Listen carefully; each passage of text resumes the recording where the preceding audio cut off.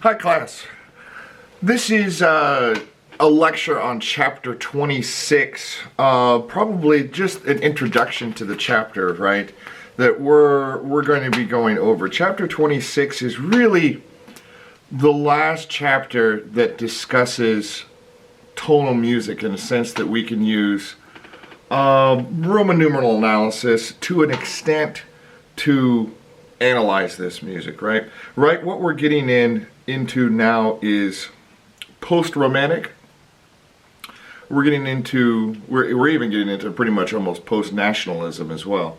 We're getting into impressionism. We're getting into post-tonal music. We're getting into synthetic scales, right? Extended harmonies that are non-tertian, so chordal, quintal, secundal harmonies, right? Getting into mixed thirds, right?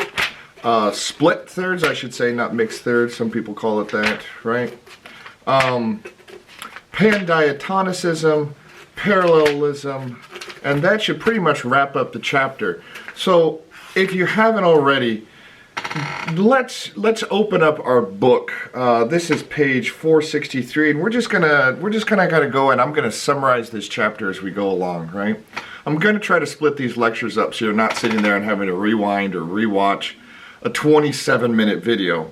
So they'll be shorter in length, and you can consume them at your leisure, right?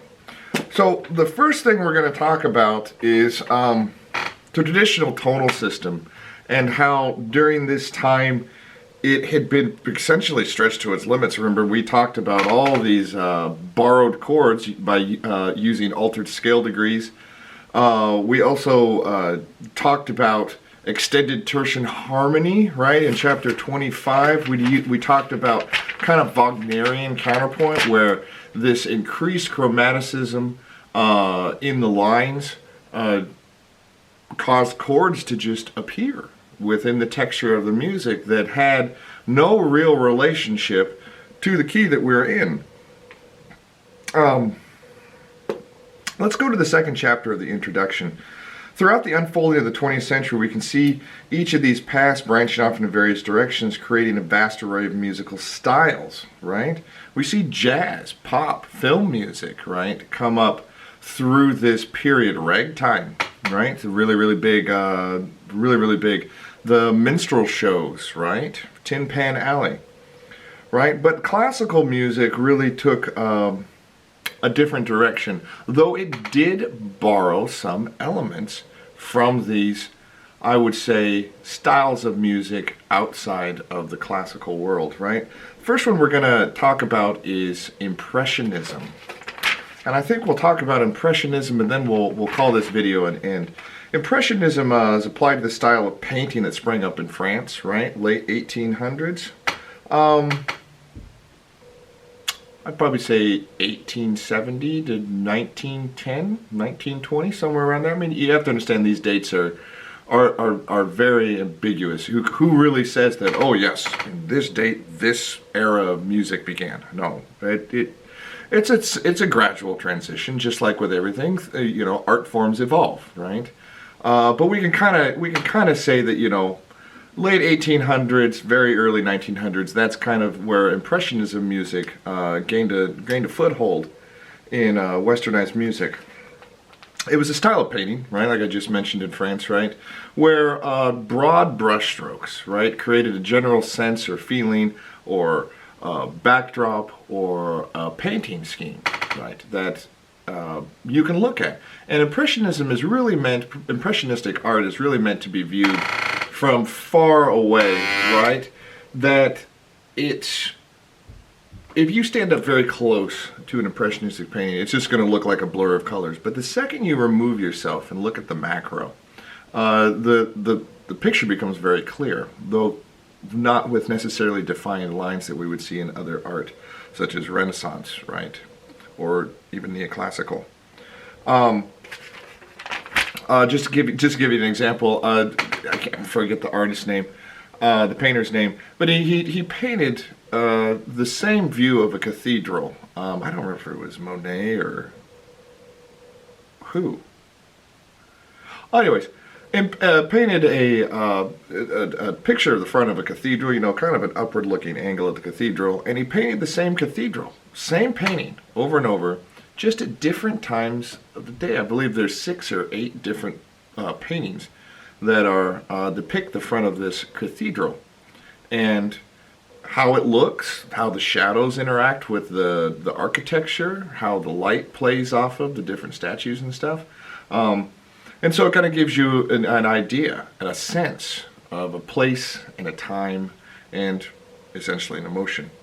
So we think of impressionistic composers, we think of Ravel, right? We think of Debussy. And these composers used a lot of extended tertian harmony. And some might argue that the impressionistic composers really gave rise to, I wouldn't say maybe gave rise, but made the collective ear more open to the general sounds of extended tertian harmony. You know, before that we had flat nines. Yeah, Beethoven, Chopin, they loved their flat nines.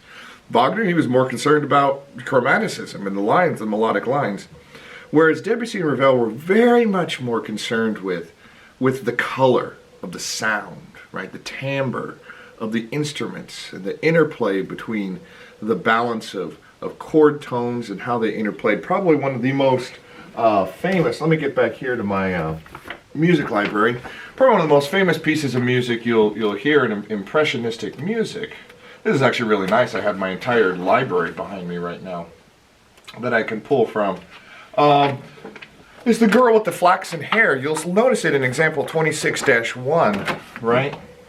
Let's just take a listen to some of this. I'm going to go far beyond the excerpt, and maybe we can sit here and analyze exactly what Debussy is trying to do.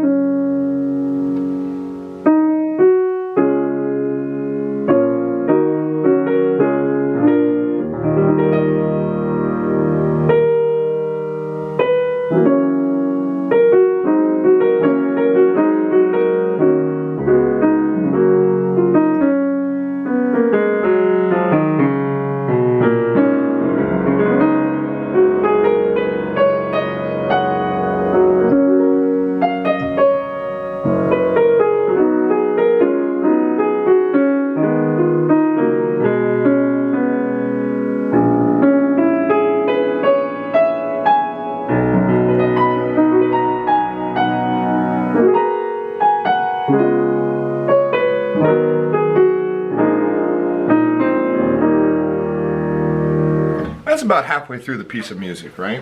What Debussy is really doing here, traditional harmonies used in non-traditional ways. We have kind of a feel of a pentatonic, right, feel here, right, that we're getting here. Some use of parallel dominant 7 chords right here. This G flat. This A flat 7, this G flat 7, to this A flat 7, G flat 7, to A flat 7, to this D flat 7, this 11 to 9. That's where we get that kind of pentatonic feeling. Right? Okay? So, traditional harmonies used in non-traditional ways. We hear that that's a gentler tone, especially Debussy loved composing for the piano. Ravel, well, somewhat, right? Ravel was a masterful orchestrator. Debussy wrote tons and tons of music for the piano, right? And Debussy's touch that we employ on the piano is very different than that of other composers. So impressionistic music, as we're going to see later on in the chapter, employs not only different colors, different timbres, but also different modes, right? We're going to be talking about the church modes. We're going to be, this is a resurgence during this time. We're also going to talk about synthetic scales that are coming into play here with the likes of Bela Bartok, right? Bela Bartok loved composing with, using, I should say, synthetic scales for his compositions. So that concludes this piece of music. In this next lecture, we're going to discuss the diatonic modes and synthetic scales.